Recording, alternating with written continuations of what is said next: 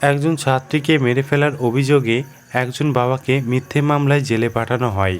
অবশেষে লোকটি 7 বছর জেল খেটে আসার পর পুলিশ কোনো প্রমাণ না পেয়ে লোকটিকে ছেড়ে দেয়। বাইরে বেরিয়ে এসে লোকটির জীবনে সব কিছু বদলে যায়। আর এদিকে একজন সিরিয়াল কিলার টার্গেট করছে লোকটির মেয়েকে।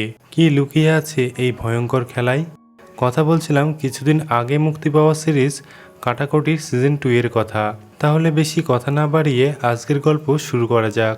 গল্প শুরু হয় একটি কোর্ট থেকে। নন্দিনী গুপ্ত নামে একজন ছাত্রীকে খুনের অভিযোগে সমীর মণ্ডল নামে একজনকে গ্রেপ্তার করা হয়েছিল।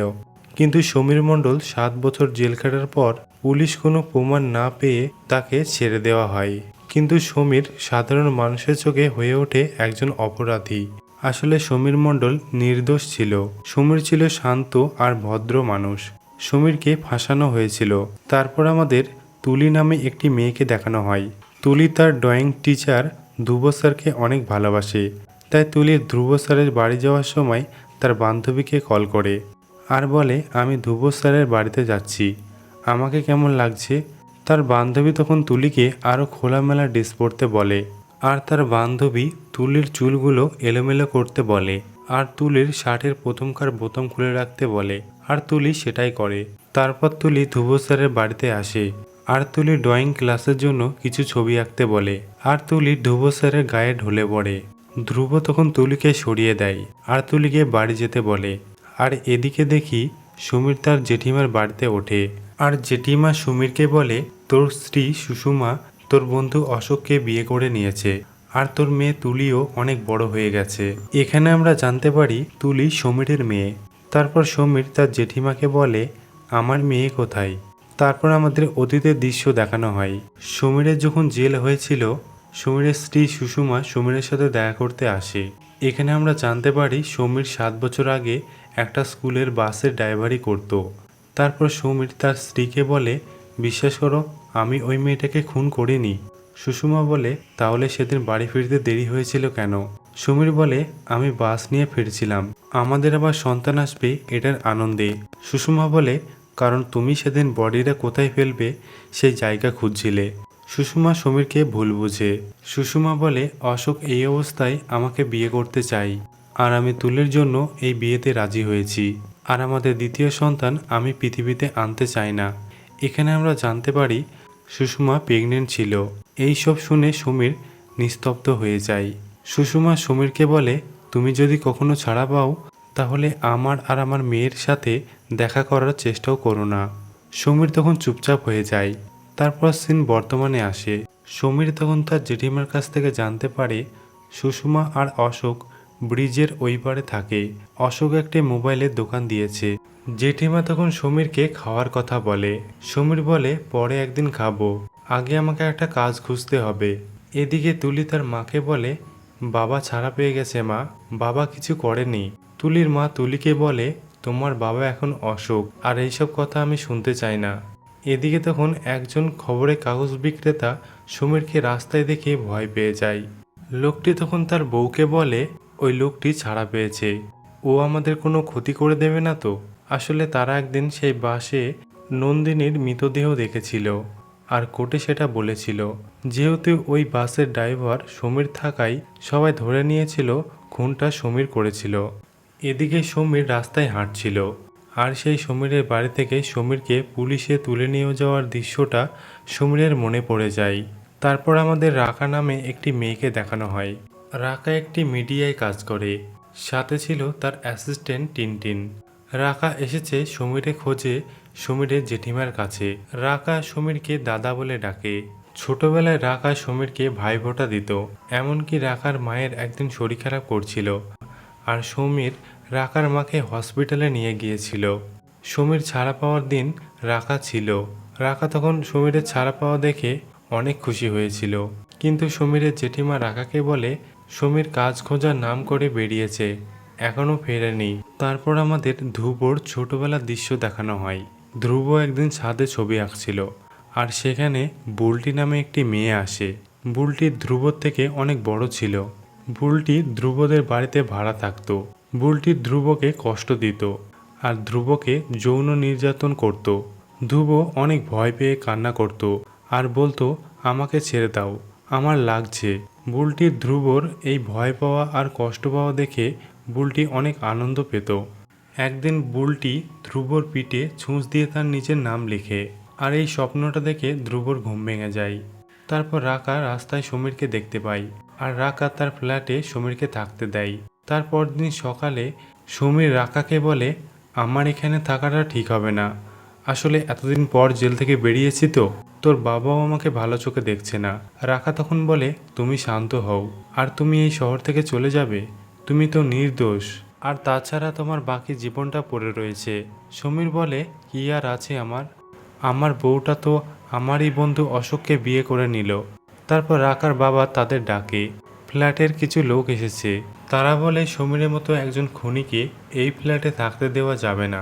রাকা তখন তাদের প্রতিবাদ করতে গেলে সমীর রাকাকে থামিয়ে বলে, আমি এখান থেকে চলে যাচ্ছি, তুই আর আমাকে আটকাস না। সমীর তখন চলে যায়। এদিকে তুলি তার বাবার ছবিটা দেখছিল। তখনই সেখানে তার বাবা অশোক আসে, আর তুলির মাও আসে। অশোক তুলিকে তার নিজের মেয়ে হিসেবে অনেক ভালোবাসতো, আর অশোক তুলিকে একটা পেন্সিল বক্স গিফট করে। তুলিও অশোককে বাবা হিসেবে অনেক সম্মান করত, কিন্তু তার নিজের বাবাকে তুলি এখনও ভুলতে পারেনি। তারপর এদিকে অফিসে রাকা সমীরদার কথা চিন্তা করে, আর রাকার সেই কোটের কথা মনে করে। সেখানে সমীরের বাসের খালাসি করত পিন্টুকে কাঠগড়ায় ডাকা হয়েছিল, আর প্রতিপক্ষের উকিল পিন্টুকে বলে, আচ্ছা বলুন তো, স্কুলের বাচ্চাদের সঙ্গে সমীর কেমন ব্যবহার করত? পিন্টু বলে, সমীরদা এমনি ভালো মানুষ, কিন্তু বাচ্চারা সমীরদাকে ভয় পেত, কারণ বাচ্চারা দুষ্টুমি করলে সমীরদা বকা দিত।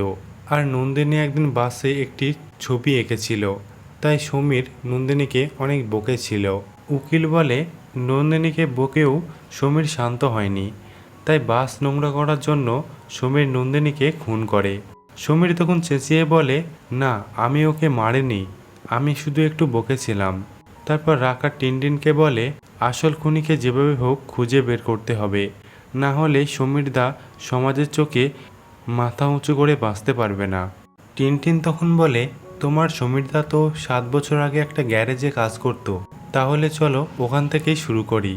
তারপর এদিকে অশোক সুষমাকে বলে, সমীর ফিরে এসেছে, ও আমাদের আলাদা করে দেবে না তো, আর তুলিও চলে যাবে না তো? সুষমা তখন অশোককে শান্ত করে। তারপর এদিকে সমীর অশোকের খোঁজ করতে থাকে মোবাইলের দোকানে দোকানে। অবশেষে সমীর অশোকের মোবাইলের দোকান পেয়েও গেল। সমীর দূর থেকে তার মেয়েকে আবসা দেখতে পেল, আর তার মেয়ে স্কুলে চলে গেল। আর অশোক সমীরকে দেখতে পাই, আর সমীর তখন রাগে অশোকের দিকে তাকায়। তারপর দেখি ধ্রুব তার সেই ছোটবেলার বুলটির দেওয়া সেই কষ্টের কথা মনে পড়তে থাকে, আর ধ্রুব বুলটির ছবি আঁকতে থাকে। এদিকে সমীর আর অশোক একটা ফুটবল গ্রাউন্ডে এসে বসে। সমীর তখন অশোককে বলে, আমি যে জেলে গেলাম আর তুই আমার বউটাকে বিয়ে করে নিলি, এই আমাদের বন্ধুত্ব?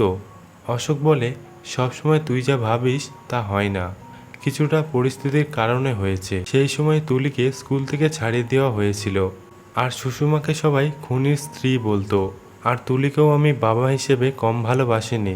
আমি সেই সময়ে ওদের পাশে এসে দাঁড়িয়েছিলাম, আমি চাইলে আর একটা বাচ্চা নিতে পারতাম, কিন্তু আমি নিইনি। সমীর বলে, আজ তো তুলির জন্মদিন, তাই না? আমাকে আমার মেয়েটাকে একবার দেখতে দিবি? দেখেই আমি এই শহর থেকে চলে যাব। সমীর তখন কান্নায় ভেঙে পড়ে। তারপর আমাদের অতীতের দৃশ্য দেখানো হয়। অতীতে নন্দিনী গুপ্তর মাকে দেখানো হয়। নন্দিনীর মাকে সেদিন কাঠগড়ায় ডাকা হয়েছিল। নন্দিনীর মা বলেছিল, বাসের ড্রাইভার সমীর নন্দিনীকে একদিন বকাবকি করেছিল, কারণ নন্দিনী বাসের সিটে ড্রয়িং করেছিল বলে। তার জন্য আমার হাজব্যান্ড স্কুলে কমপ্লেন করেছিল, আর প্রিন্সিপাল বলেছিল এরপর যদি সমীর এরকম করে তাহলে সমীরকে বাস থেকে ছাড়িয়ে দেওয়া হবে। প্রতিপক্ষের উকিল বলে, সমীর এই রাগটা নিতে পারেনি, আর সেই কারণে নন্দিনী গুপ্তকে খুন করে। তারপর সিন বর্তমানে আসে। আজ তুলির জন্মদিন। তুলি তার বান্ধবীকে বলে, আমি ধ্রুব স্যারকে হোয়াইট কালারের ড্রেস পরতে আসতে বলেছি, যদি আসে তাহলে আমি ধ্রুব স্যারকে প্রপোজ করব। তারপর তুলির মা তুলিকে একজোড়া নূপুর গিফট করে। তুলি তখন নূপুরটা পরল, আর তখনই ধ্রুব স্যার আসে। তুলি তখন ধ্রুব স্যারের দিকে ছুটে আসে। তুলির নূপুরের আওয়াজ ধ্রুব স্যারের কানে আসে, আর তুলির দিকে একভাবে তাকিয়ে থাকে। তারপর অশোক ধ্রুবর সাথে কথা বলছিল। তুলি তখন ধ্রুবকে কিছু ছবি দেখানোর নাম করে ধ্রুবকে উপরে নিয়ে আসে আর ধ্রুবকে প্রপোজ করে আর জড়িয়ে ধরে। ধ্রুব বলে, দেখো তুলি, আমি ব্যাপারটা নিয়ে ভেবে দেখব। এই বলে ধ্রুব চলে যায়। তুলি তখন ব্যালকনিতে দাঁড়িয়ে ধ্রুবর কথা ভাবছিল। আর এদিকে সমীর নিচ থেকে নিজের মেয়েকে লুকিয়ে দেখতে থাকে। তার মেয়ে এখন কত বড় হয়ে গেছে আর কি সুন্দর দেখতে হয়েছে তুলি। সমীর তার মেয়েকে দেখে অনেক শান্তি পেল। এদিকে রাগা তার কম্পিউটারে একজনের মৃতদেহ ছবি দেখছিল। তখনই রাখার বাবা বলে, এই ছবিটা তুই কোথায় পেলি? এটা তো হাজিডিঙ্গার 10 বছর আগেকার ঘটনা। রাখা তখন টিনটিনকে কল করে আর বলে, কালকে আমাদের হাজিডিঙ্গা যেতে হবে। তার পরদিন টিনটিন সমীরকে রাস্তায় দেখতে পেল আর তখনই টিনটিন রাকাকে কল করে। আর রাকা তখন সমীরের কাছে আসে আর বলে, কি হয়েছে বলো তো সমীরদা, তুমি আমার ফোন ধরছো না? সমীর বলে, আমি অশোককে কথা দিয়েছি, তুলিকে দেখে এই শহর থেকে আমি চলে যাব। রাকা বলে, তোমার মেয়ের সাথে তুমি কথা বলবে না? এইভাবে লুকিয়ে পালিয়ে যাবে? রাকা বলে, যতদিন না নন্দিনী গুপ্তর আসল খুনি ধরা পড়ছে ততদিন তুমি কোথাও যাবে না। সমীর বলে, আসল খুনি কি ধরা পড়বে? রাকা বলে, নিশ্চয় পড়বে। আমি একটা ক্লু খুঁজে পেয়েছি। হাজিডিঙ্গায় আমার বাবা একটা আশ্রমে থাকতো, সেখানে নন্দিনী গুপ্তর মতো একটা মেয়ে খুন হয়েছিল। টিনটিন বলে, এই জন্য তুমি হাজিডিঙ্গার কথা বলছিলে? তারপর ধ্রুব ড্রয়িং করছিল। ধ্রুব সেই ছোটবেলাকার বুলটির দেওয়া যন্ত্রণার কথা মনে পড়ে। আর বুলটি নুপুর পড়ত, তাই ধ্রুবকে নুপুরের আওয়াজ ধ্রুবকে অশান্ত করে তোলে। আর তুলিও সেদিন নুপুর পড়েছিল। তারপর ধ্রুব তুলিকে ফোন করে আর বলে, আমি তোমাকে ভালোবাসি, আই লাভ ইউ। আর ধ্রুব সেই ড্রয়িংটা বুলটির ছবি এঁকেছিল। ধ্রুব তখন একটা ছুরি দিয়ে ছবিটাকে কাটতে থাকে। আর এইভাবেই হাজিডিঙ্গার সেই মেয়েটিকে ধ্রুব মেরে ফেলেছিল। আসলে ধ্রুবকে বুলটি ভালোবাসার নাম করে মানসিকভাবে যৌন নির্যাতন করত। আর ধ্রুবকে কষ্ট দিয়ে বুলটি আনন্দ পেত। আর সেই দিন থেকে ধ্রুবর ভিতরে ধীরে ধীরে মেয়েদের প্রতি রাগ ঘৃণা জন্মায়। আর প্রতিশোধের আগুন জ্বলতে থাকে ধ্রুবর। তারপর আমাদের ধ্রুবর ছোটবেলার দৃশ্য দেখানো হয়। ধ্রুবর মা একজন ড্রয়িং টিচার ছিল। একদিন ধ্রুবর মা বাচ্চাদের ছবি আঁকা শেখাচ্ছিল, সেখানে ধ্রুবও ছিল। বুলটি তখন ধ্রুবকে ডাক দেয়। ধ্রুব ভয়ে ভয়ে বুলটির কাছে যায় আর বুলটি ধ্রুবর উপর অত্যাচার শুরু করে। আর তখন ধ্রুবর মা সেটা দেখতে পায় আর বুলটিকে একটা চড় মারে আর বলে, তুই একটা জানোয়ার, তোর মাও এমন নষ্টা মেয়ে ছিল। আর বুলটি তখন ধ্রুবর মায়ের পা ছুঁয়ে ক্ষমা চাওয়ার ছলে পা দুটো ধরে ধ্রুবর মাকে ছাদ থেকে ফেলে দেয়। ধ্রুব তখন অনেক ভয় পেয়ে যায় আর আতঙ্ক হয়ে যায়। তারপর সিন বর্তমানে আসে। তারপর একদিন ধ্রুব তুলিদের বাড়িতে আসে তুলিকে ছবি আঁকানো শেখাতে। তুলির মা ধ্রুবকে চা দিয়ে পাড়ার একটা দোকানে যায়। আর তখনই তুলি ধ্রুবর উপর ঝাঁপিয়ে পড়ে।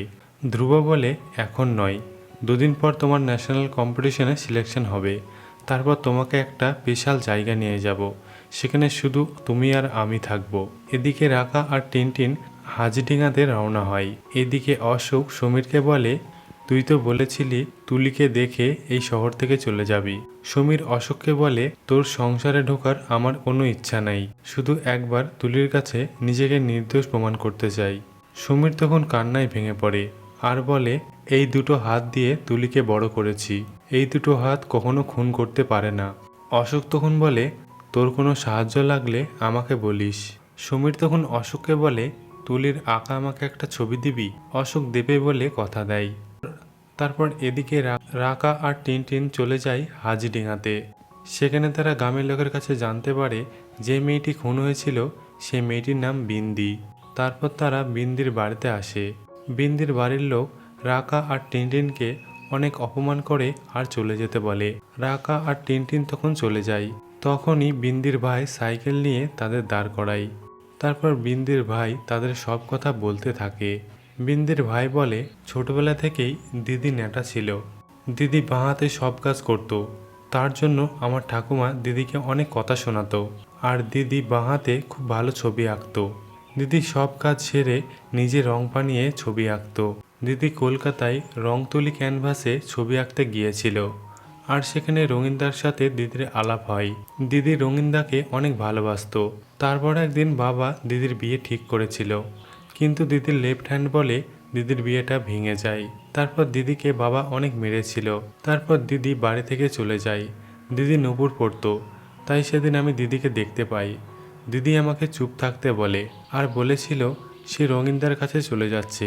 রঙিনদা দিদিকে বিয়ে করবে বলেছিল। দিদি চলে যাওয়ার পর আমি আর দিদির খোঁজ পাইনি। তারপর কিছুদিন পরে দিদির মৃতদেহ পাওয়া গিয়েছিল। তারপর অশোক সমীরকে তুলির আঁকা কিছু ছবি দেয়। এদিকে রাকা টিনটিনকে বলে বিন্দি আর নন্দিনী গুপ্তর মার্ডার একই লোক করতে পারে। রাকা বলে আমাদের একবার নন্দিনীর বাড়িতে যেতে হবে। তারপর তারা নন্দিনী গুপ্তর বাড়িতে আসে। নন্দিনীর বাবা একমাত্র সমীরকেই দোষী হিসেবে মানে। এদিকে নন্দিনীর মা একদম চুপচাপ ছিল। রাকা বুঝতে পারে নন্দিনীর মা কিছু একটা বলতে চায়, কিন্তু ভয়ে বলতে পারছে না। নন্দিনীর বাবা বাড়ি থেকে বেরোলে রাকা নন্দিনীর বাড়িতে নন্দিনীর মায়ের সাথে আবার দেখা করতে আসে। আর রাকা নন্দিনীর মায়ের সাথে কথা বলে। নন্দিনীর মা তখন বলে নন্দিনী ছবি আঁকতে খুব পছন্দ করত, সব কিছু ঠিকমতো চলছিল।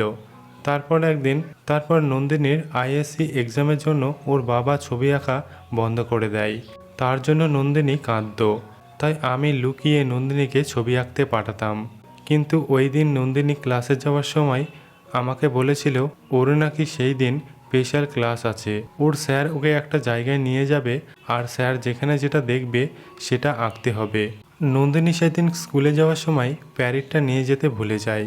তাই টিফিনে আমাকে নন্দিনী মেসেজ করে যে সে স্কুল বাসে করে আসবে, আর আমি বড় রাস্তায় প্যারেডটা নিয়ে দাঁড়িয়ে থাকবো। তারপর নন্দিনী এসে প্যারেডটা নিয়ে চলে যায়। তারপর ওকে আর আমি দেখিনি। রাকা তখন বলে তার মানে নন্দিনী স্কুল বাসে করে এসেছিল কিন্তু আর স্কুল বাসে ওঠেনি, তার মানে তো সমীর মণ্ডল খুনটা করেনি। আর এইগুলো আপনি কোর্টে কেন বলেননি? নন্দিনীর মা তখন বলে ভয়ে আমি বলিনি। নন্দিনীর বাবা যদি জানতে পারে যে আমি নন্দিনীকে আবার ড্রয়িং ক্লাসে ভর্তি করিয়েছি, তাহলে আমাকে আর আস্ত রাখতো না।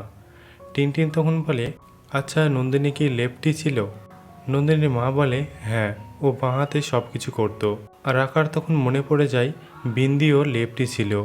রাকা তখন বলে আচ্ছা ওর স্যারের নাম কি ছিল? নন্দিনীর মা বলে ধ্রুবজ্যোতি মিত্র। তারপর আমাদের ধ্রুবকে দেখানো হয়। ধ্রুব তার মায়ের ছবির কাছে গিয়ে বলে আর একটা বুলটিকে পেয়ে গেছি মা। তারপর আমরা দেখি নন্দিনীকে ভালোবাসার নাম করে ধ্রুব একটা জায়গায় নিয়ে গিয়ে তাকে খুন করে। তারপর রাকা নন্দিনীর মাকে নিয়ে সমীরের বাড়িতে নিয়ে আসে। নন্দিনীর মা তখন বলে আমি ঠিক করেছি নন্দিনীর বাবা রজতকে সব বলে দেব। নন্দিনীর মা সমীরকে বলে তোমার জীবনে সব কিছু খারাপ হয়েছে জানি, কিন্তু তুমি রাকার মতো একটা ভালো বোন পেয়েছো। তারপর নন্দিনীর মা দেওয়ালে কিছু ছবি দেখে বলে এই ছবি কে এঁকেছে? রাকা বলে সমীর তার মেয়ে তুলি এঁকেছে। নন্দিনীর মা বলে ধ্রুব স্যারের ছাত্রী, এই ছবি তো ধ্রুব স্যার শেখাতো। নন্দিনীর মা তারপর চলে যায়। রাকা ছবিগুলো ভালো করে দেখলো। রাকা টিনটিনকে বলে এই একই ছবি নন্দিনীর বাড়িতে দেখলাম। রাকা সমীরকে বলে তুলি কি লেফটি ছিল? সমীর বলে হ্যাঁ, বাঁ হাতে ছবি আঁকতো। রাকা টিনটিনকে বলে বিন্দি নন্দিনী তুলি এই তিনজনের কমন জিনিস হলো তারা লেফটি, আর তারা নূপুর পরতো। এদিকে ধ্রুব তুলিদের বাড়িতে আসে আর বলে তুলি ন্যাশনাল কম্পিটিশনে সিলেক্ট হয়েছে। তুলির বাড়ির সবাই অনেক খুশি হয়। তারপর অশোক সমীরকে বলে তুলি ন্যাশনাল কম্পিটিশনে সিলেকশন হয়েছে, আজকে সিলেকশন সার্টিফিকেট দেবে। অশোক সমীরকেও সেখানে যেতে বলে।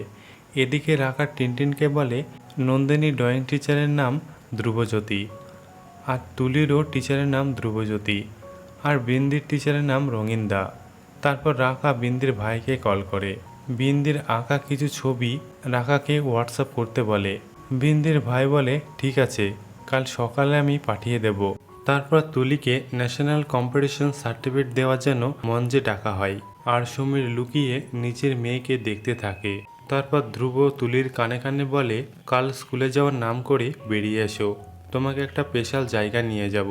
তারপর দিন তুলি তার বান্ধবীকে কল করে বলে আমার মা যদি তোকে ফোন করে তাহলে তুই ফোনটা তুলবি না। তারপর তুলি ধ্রুবর দেওয়া সেই ঠিকানায় বনমাট নামে একটা জায়গায় যায়। তারপর এদিকে বিন্দির ভাই রাকাকে সেই বিন্দির ছবিগুলো পাঠায়। রাকা ছবিগুলো ভালো করে দেখে বলে এদের তিনজনের ছবি একই রকম। রাকা তখন বিন্দির ভাইকে কল করে বলে, আচ্ছা রঙিনদা কেমন দেখতে ছিল? বিন্দির ভাই বলে, শ্যামলা করে মাথায় কোকড়ানো চুল। রাকা তখনই টিনটিনকে বলে, আমাদের এখনই তুলির কাছে যেতে হবে। টিনটিন বলে, কেন? রাকা বলে, কারণ বিন্দি, নন্দিনী, তুলি তিনজনই ধ্রুবজ্যোতি স্টুডেন্ট, আর ধ্রুবজ্যোতির ডাক নাম রঙিনদা, আর তিনজনই লেপটি, আর তিনজন নুপুর পড়তো। টিনটিন তখন বলে তাহলে মার্ডারের এখন নেক্সট টার্গেট তুলি, কিন্তু তুমি সেটা কি করে জানলে? রাকা বলে, সমীরদা আমাকে একদিন বলেছিল তুলির সাথে একটি ছেলেকে দেখেছিল, তার গায়ের রং শ্যামলা আর তারও কোকড়ানো চুল। রাকা আর টিনটিন তখনই তুলির স্কুলে চলে যায়, কিন্তু তুলি স্কুলে আসেনি। এদিকে তুলি বুনো মাঠে পৌঁছায়। এদিকে সমীর আর অশোককে খবর দেওয়া হয়, আর তখনই তারা চলে আসে। তারপর তুলির বান্ধবীকে ডাকা হয়। এদিকে তুলির কাছে ধ্রুব আসে আর তুলিকে নিয়ে যায়। এদিকে তুলির বান্ধবী বলে তুলি এখন বুনো মাঠে রয়েছে। তারপর তুলি সেখানকার একটা সেলফি তোলে আর তার বান্ধবীকে পাঠায়। রাকা তখন সেই ছবিটা দেখে বুঝতে পারে যে তুলি কোথায় রয়েছে। তখনই তারা তুলিকে খোঁজার উদ্দেশ্যে রওনা হয়।